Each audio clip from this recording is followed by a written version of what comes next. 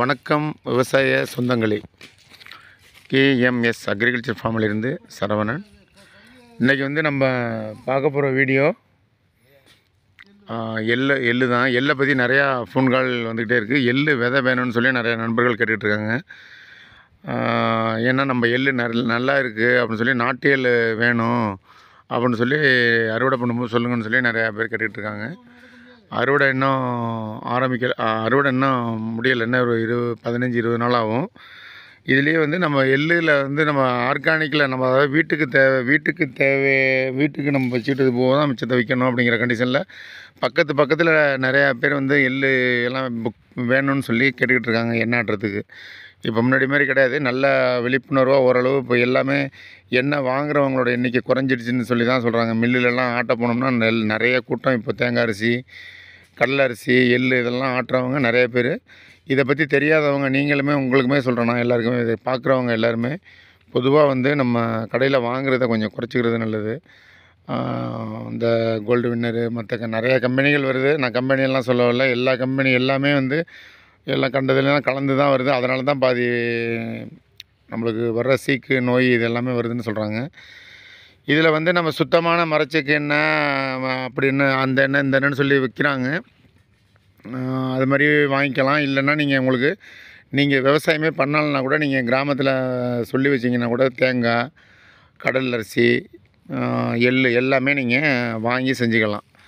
இதில் முக்கியமாக இப்போ நாங்கள் விளைச்சிருக்க எள்ளு நாட்டு எள்ளு தான்.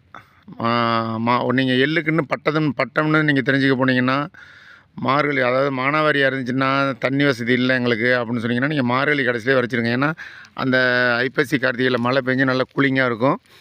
அந்த டயத்தில் நீங்கள் வரைச்சிட்டிங்கன்னா மானாவாரிங்கிறதுனால உங்களுக்கு அந்த ஈரப்பதத்திலே ஒடியாந்துடும். இல்லை தண்ணி வசதி எங்களுக்கு இருக்குது அப்படின்னீங்கன்னா நீங்கள் மார்கழியில் வரைக்க வேண்டியதில்லை. மார்கழி அடுத்து தை மாதம் இல்லைன்னா மாசி மாதம் அதிலையுமே முடியாதவங்க அறுவடை லேட் ஆகிட்டு அப்படின்னு சொன்னால் கூட பங்குனி ஃபஸ்ட்டில் கூட விதைக்கலாம். வெயில் ஓவராக தான் இருக்கும், கொஞ்சம் சுமாராக தான் வச்சுக்கோங்களேன். நம்பர் 1 உங்களுக்கு தை மாதம் மாசி மாதம் இது 2 தான். நீங்கள் மானாவாரியில் தண்ணி இல்லாமல் விரைச்சி போட்டிருக்கவங்களுக்கு தான் எள்ளு ரொம்ப ஈல்டு கம்மியாக வரும். ஆனால் தண்ணியெல்லாம் பாய்ச்சி இதை நல்லா முறையாக எல்லாம் செஞ்சோம்னா ஏக்கருக்கு 400 கிலோ 450 கிலோ 500 கிலோலாம் அசால்ட்டாக வரும். அதனால் நாங்கள் இந்த முறையில் பண்ணோம்னா தான் இந்த மாதிரி காய் எப்படி பிடிச்சிருக்கு பாருங்கள். இது சாதாரணமாக நம்ம ஊரில் கிராமத்தில் வாங்கின நாட்டு எள்ளு தான். அது இல்லாமல் நாட்டு எள்ளு கிடைக்கலன்னு நிறைய பேர் சொல்கிறாங்க. அப்படிங்கும்போது டிஎம்பியில் 3, 4, 5, 6, 7ன்னு நிறையா ரகம் வந்திருக்கு. டிஎம்பி 7 நல்லா இருக்குன்னு சொல்லி சொன்னாங்க விரைச்சவங்க.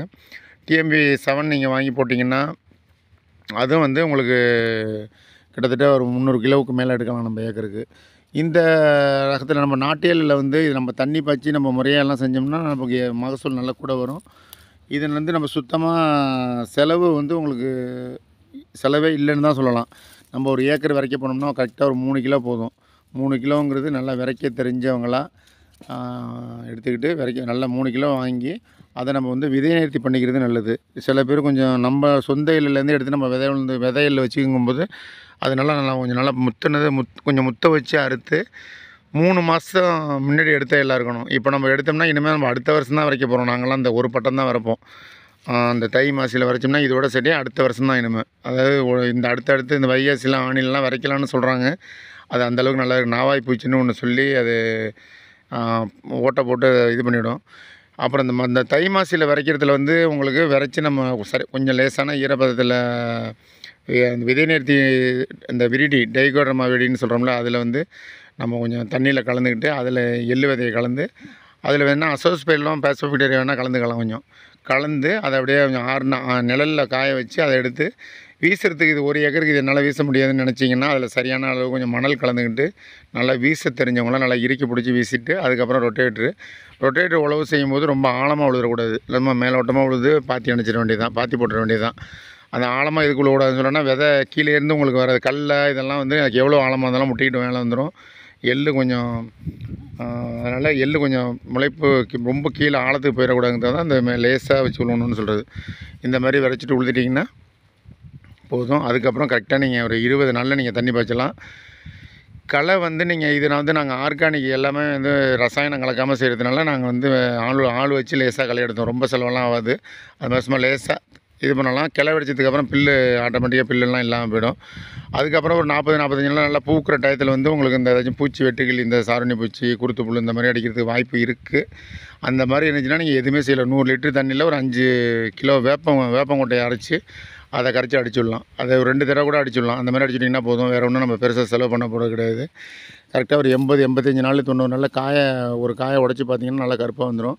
அதுக்கப்புறம் அறுத்து அதை நம்ம ஒரு இடத்துல ரவுண்டாக போர் வச்சுட்டு, இப்போல்லாம் வந்து உங்களுக்கு நல்ல வெயில் இருக்கிறதுனால கரெக்டாக 5 நாள் எடுத்து வச்சுட்டிங்கன்னா அதை நம்ம எடுத்து வச்சுட்டு, அதை காலையில் எடுத்து வச்சுட்டு மத்தியானம் ஒரு தடவை 2 தடவை தட்டிட்டு சாயங்காலம் பார்த்திங்கன்னா எல்லாமே கொட்டிடும்.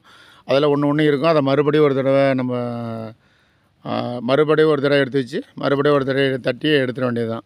ஒரு 2 தடவை செஞ்சால் போதும். 2 நாள் செஞ்சால் போதும், இல்லை 3 நாள் வேணாலும் செய்யலாம். ஏன்னா எள்ளு விதை வந்து வருஷம் ஏறிக்கிட்டே இருக்குது.